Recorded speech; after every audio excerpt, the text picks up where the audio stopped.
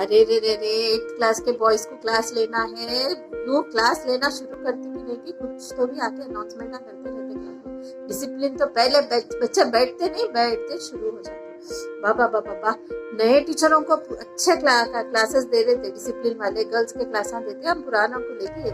मेरे को तो दिखता हूँ मैडम को असल जलन है मेरे से, बहुत पढ़ी ना हमसे ज्यादा, इसीलिए मेरे को होना बोलते ये क्लास लेते बैठ करते सब बहुत बेजार हो जाता क्लास में, मुझे नहीं आता पढ़ाने के वास्ते।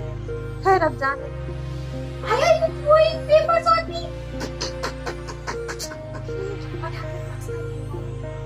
Good morning children. Good morning children. Good morning children.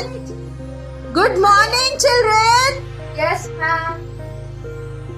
Can't you stop talking? I'm here. Can't you see me? Yes. Put your hands up. Put your hands up. Stand straight. Okay, ma'am. Hands up. Down. What are you doing? Still sitting? How you are sitting in the classroom? Drawing room में भी ऐसे बैठते होंगे घर के। और आप chewing gum चबा रहे। Think chewing gum in the classroom? I don't know what you will do. If you don't study, even tea shop you can't open. You know, nowadays even watchman should have a degree. If you don't study, what you will do? First you should pass 10th class. Hey, show me your homework notes. What is this? Is this a bag? You carry this to school? No books in that. Where is your homework book?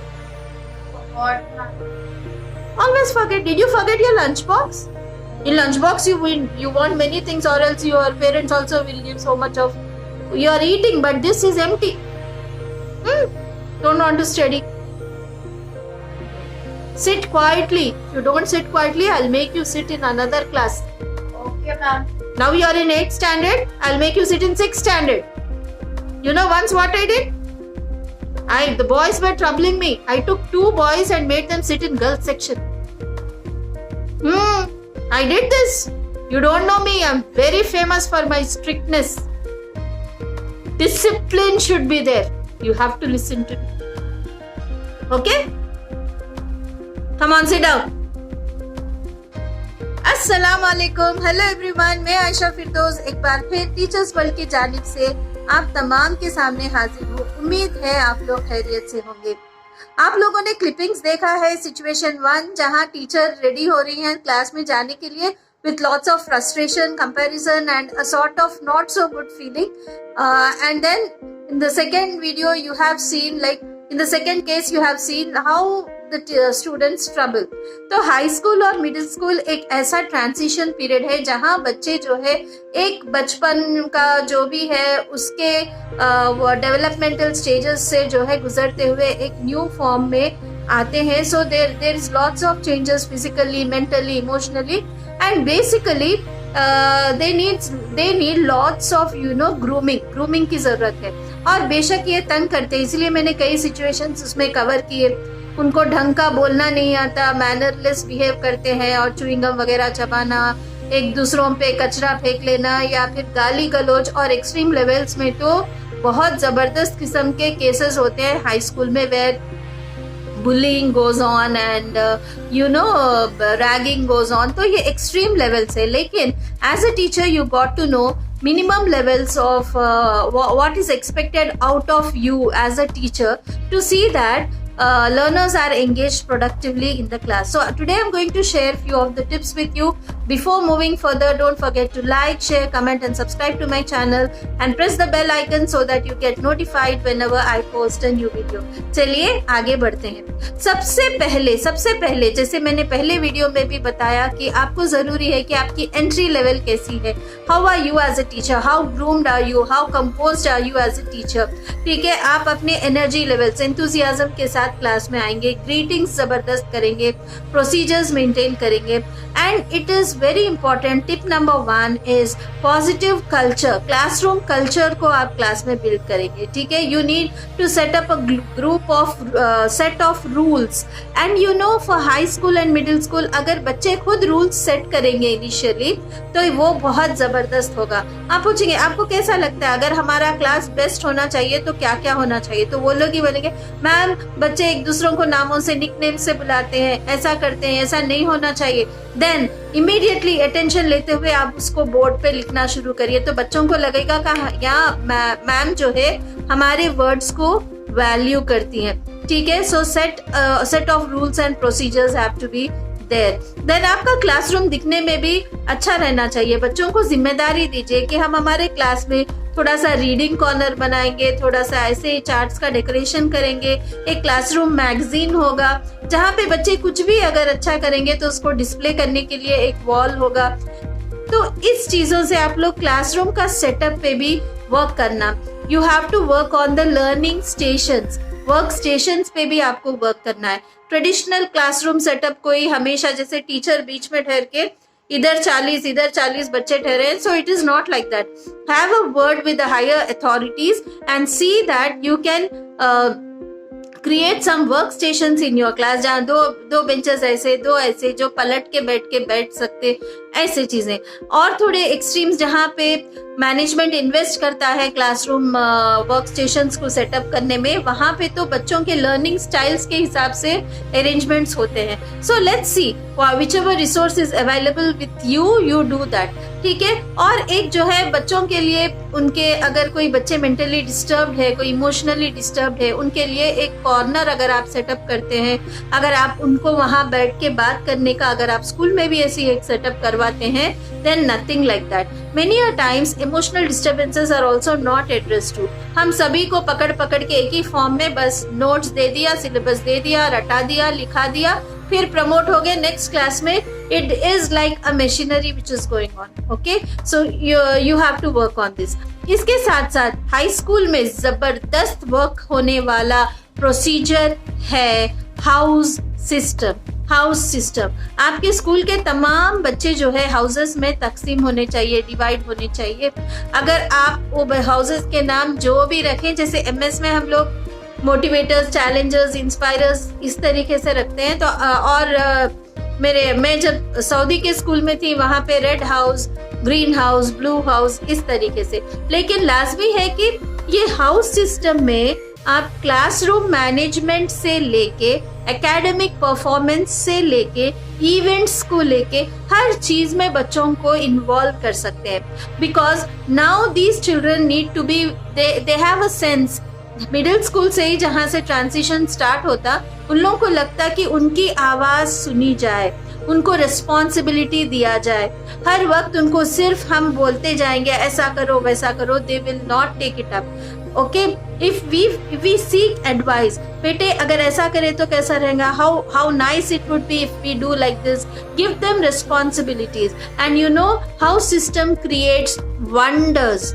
ये मैं personally भी as a teacher में थी, as a vice principal में थी, तो मैं house system से इतना मतलब माशाल्लाह से बच्चों से इन्वॉल्व होके काम बच्चे भी करते थे. And I would feel that you know happiness.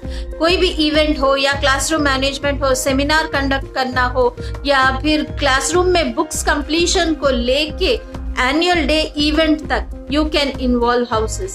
And you know you need to give points ऐसा वर्ड है ना कि बच्चा चाहे 3rd क्लास में हो या 10th क्लास में, it motivates them. आप जरा सोचिए, बच्चे पबजी खेलते हैं. I am not encouraging PUBG, but then you know any game they play, why are they attracted to that?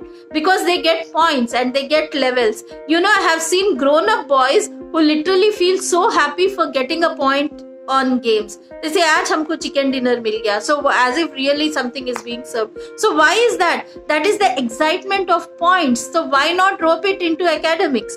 आप लोग अपने पढ़ाई में ये पॉइंट्स क्यों नहीं ला सकते? बराबर ला सकते. बेटे आप क्लास वर्क कंप्लीट करेंगे तो आपको इतने पॉइंट्स, आप यूनिफॉर्म पहने, अच्छे से नीटली मेंटेन करेंगे तो ये ग्रुप्स ने स्कोर किए इतने points, and keep a track of those points. Okay, as a subject teacher, as a class teacher, you keep those tracking procedures with you. Sum up all the points. फिर बोलो कि अगर जब पूरे points मिल जाएंगे और इतना स्कोर आपका हो गया, आपको ट्रॉफी मिलेगी, आपके ग्रुप को ट्रॉफी मिलेगी. यू नो, बच्चे सेल्फिश नहीं होते. बच्चे जब ग्रुप्स में होते, you know, they try to pull their friends also. अरे तुम क्यों कंप्लीट नहीं कर रहे भाई, जल्दी करो, अपने ग्रुप को पॉइंट्स आ जाते मालूम. So this is how in not only completion but behaviour also matters. So immediately अब आप थोड़ा टाइम निकाल कर हाउस सिस्टम पे वर्क करना शुरू कर दीजिए. If you want any details you can mail me. I will mail you completely the procedure of how to implement house system in your school, and it is very effective for high school. And you know, जितना हो सके leadership के काम high school के बच्चों को दीजिए, assembly में उनका पार्टिसिपेशन रखिए. स्लोली आप बस एक फैसिलिटेटर बन के रहिए. ग्रुप्स बना के जो बच्चों को कॉन्सेप्ट्स अच्छा समझ में आए वो बच्चों को दूसरों की जिम्मेदारी दीजिए. खैर, अगेन मैं I am going into classroom management during the class, engagement in the class. तो बेसिकली डिसिप्लिन इश्यूज को कैसे एड्रेस करें, ये एक बहुत बड़ा क्वेश्चन है. बेसिकली ये तमाम चीजें मैंने जो शेयर किया उससे तकरीबन फर्क आ जाएगा. लेकिन कुछ बच्चे ऐसे हैं जिनको आपकी बहुत तवज्जो की जरूरत है. आपको एक बदतमीज लड़का या लड़की आपको नजर आ रहा है, लेकिन उसके बदतमीजी के पीछे, उसके बिगाड़ के पीछे कुछ ना कुछ ऐसी कड़ी जुड़ी हुई है. शायद उसके घर के माहौल में या फिर उसके और बचपन में छोटे रहने, ऐसे कुछ कड़ी जुड़ी हुई है जिसका असर जो है यहाँ पे नजर आ रहा है. ये मैं बहुत गहरी बात कह रही हूँ. कोई भी बिगड़ा हुआ इंसान जो है वो बेसिकली बिगड़ के पैदा नहीं होता, वो एक्वायर करता है, वो एनवायरनमेंट से एक्वायर करता है या कुछ हादसे के बाद उसको एक्वायर होता है. तो you as a teacher, you are also a counsellor, you have to rope in the parents. इसमें पेरेंट्स को पूछना चाहिए क्यों इतना बदतमीज है, ये क्यों ऐसी जबान इस्तेमाल करता है. अगर वो कोई गाली गलौज इस्तेमाल करता है क्लास में तो क्या है उसका घर का माहौल, उसका उठना बैठना किसके साथ है. आपका योगदान यहाँ पे भी है. You have to speak in this way. And you know, there are special counsellors. MS में भी इसला नाम से एक काउंसलिंग सेंटर है, आप उससे राब्ता कर सकते हैं. काउंसलिंग करवाइए. आप जो भी एरिया में रहे तो स्कूल में एक काउंसलर को रखिए जहाँ पे ऐसे बिगड़े हुए, I will not use the word बिगड़े हुए, आई विल से उनको आपकी तवज्जो की जरूरत है. उनके दिल में ऐसा कुछ है जिसको जो है मरहम की जरूरत है. इंशाल्लाह उसके बाद बिगाड़ खत्म हो जाएगा.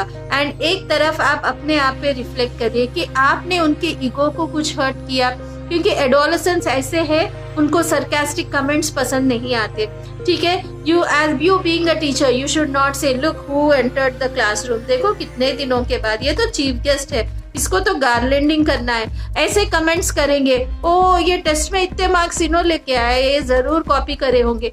सो you know, they take it, they don't have any value for you. ऐसा कभी मत करिए. और ये भी मत बोलिए कि नहीं अब मेरे से तो मैं बस हो गया, चलो जाओ प्रिंसिपल को लेके आओ. तो बच्चा ये मान लेगा कि आपके हाथ में कंट्रोल नहीं है, and you depend on the principal to see that this boy listens to you and he will never listen to you. तो डोंट डू सच मिस्टेक्स. कहने के लिए और बहुत कुछ बातें हैं, बट क्विकली अगर मैं उसको समराइज करती हूँ तो आपको ये बोलूंगी कि पॉजिटिव कल्चर क्लास में बनाइए, रूल्स सेटअप करिए, कुछ इंटरेस्टिंग एक्टिविटीज करवाइए, ग्रुप्स बनाइए, हाउस सिस्टम को फॉलो करिए, और अपने आप पे भी आप तवज्जो दीजिए कि आप कैसी बात कर रहे हो, आपकी जबान कैसी है. और मजीद क्लासरूम मैनेजमेंट टिप्स के लिए आप जो है मुझे मेल करिए. स्पेसिफिक प्रॉब्लम है तो प्रॉब्लम को मेंशन करते हुए, हो सके तो जल्द से जल्द हम एक लाइव इंटरैक्टिव सेशन रखेंगे जहां पे आप अपने मसलों को बात करेंगे and experts will try to solve the problem इंशाल्लाह. सो जज़ाकल्लाह खैर, अल्लाह हाफिज, टेक केयर, साइनिंग ऑफ.